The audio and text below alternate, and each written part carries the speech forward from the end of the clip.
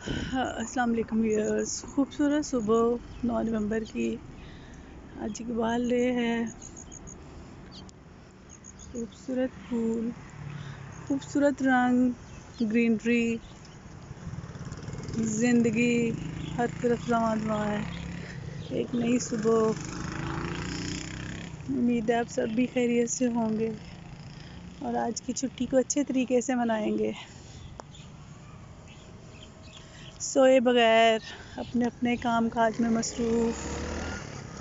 गुलाब हैं pink colour के।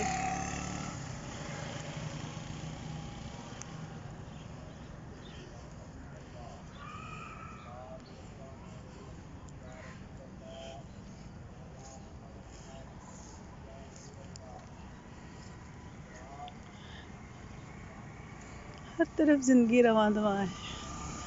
आप भी एक नई हिम्मत, नई उम्मीद और नए जज्बे के साथ अपनी सुबह का आगाज़ करें। आप सबके लिए बहुत दुआएं।